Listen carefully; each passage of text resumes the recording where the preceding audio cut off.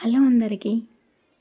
ఈ వీడియోలో మీకు బ్లౌజ్ ఫ్రంట్ పార్ట్‌కి టక్స్ ఏ విధంగా ప్రాపర్‌గా వేయాలో చూపిస్తాను. చాలామందికి ఫ్రంట్ పార్ట్‌కి టక్స్ ప్రాపర్‌గా రాకపోవడం వలన బ్లౌజ్ పాడు చేస్తూ ఉంటారు. సో, అలాంటి అవసరం లేకుండా మీకు చాలా ఈజీగా కొలతలతో ఏ విధంగా వేయాలో చూపిస్తాను. సో, ముందుగా ఫ్రంట్ పార్ట్‌ని ఏదో ఒక వైపు ఇలా తీసుకోవాలి. భుజం దగ్గర కరెక్ట్‌గా సెంటర్ పాయింట్‌కి ఒక మార్కింగ్ చేసుకోండి.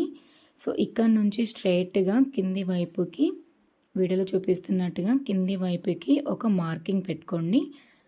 సో, ఇలా కరెక్ట్‌గా సెంటర్‌లోకి మలుచుకున్నప్పుడు ఎక్కడైతే మనకి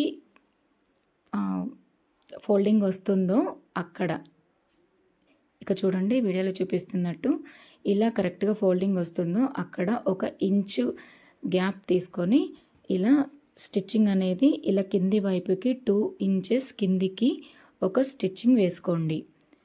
సో, ఇది షేప్ పట్టీ దగ్గర ముందుగా మనం వేసుకుంటామన్నమాట.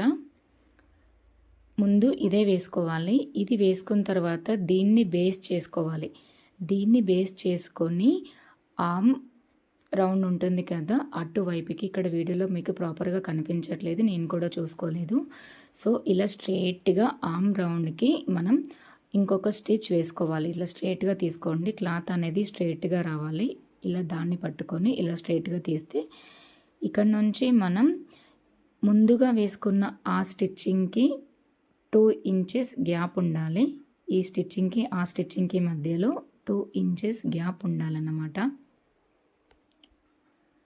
సో, ఇప్పుడు వచ్చేసి ఈ 2 స్టిచ్చెస్ అయిపోయిన తర్వాత హుక్స్ పట్టి వైపు ఇప్పుడు ఈ ముందుగా వేసుకున్న స్టిచ్చింగ్ని మళ్ళీ బేస్ చేసుకొని కార్నర్లో స్ట్రెయిట్గా ఇలా ఇప్పుడు ఆ స్టిచ్చింగ్కి ఈ స్టిచ్చింగ్కి మధ్యలో మళ్ళీ 2 ఇంచెస్ గ్యాప్ ఉండే విధంగా చూసుకొని ఇలా వీడియోలో చూపిస్తున్నట్టుగా ఇంకొక స్టిచ్ వేసుకోవాలి. ఇప్పుడు 3 అయిపోయినాయి టక్స్ అనేవి.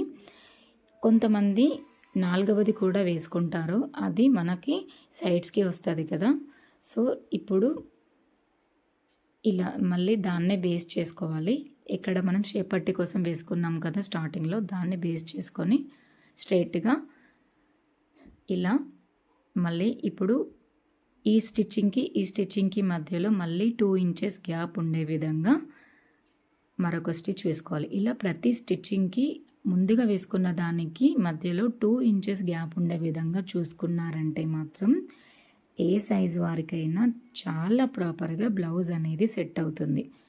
సో, బక్కగా ఉన్న వాళ్ళకైనా లావుగా ఉన్న వాళ్ళకైనా మీడియం సైజు వారికైనా సరే ఈ విధంగా మధ్యలో 2 ఇంచెస్ లేదా 1.5 ఇంచ్ అనేది చిన్న చిన్న మార్పులతో సెట్ చేసుకోవాలి.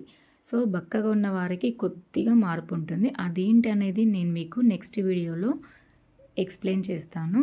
ఇంకా లావుగా ఉన్న వారికైతే ఎలా వేయాలని చెప్పేసి నేను మీకు నెక్స్ట్ వీడియోలో షేర్ చేస్తాను. ఇక్కడ చూడండి 2 ఇంచెస్ ఇంకొకటి చూపిస్తాను. 2 ఇంచెస్ గ్యాప్ ఉండాలి స్టార్టింగ్ వేసుకునే దానికి.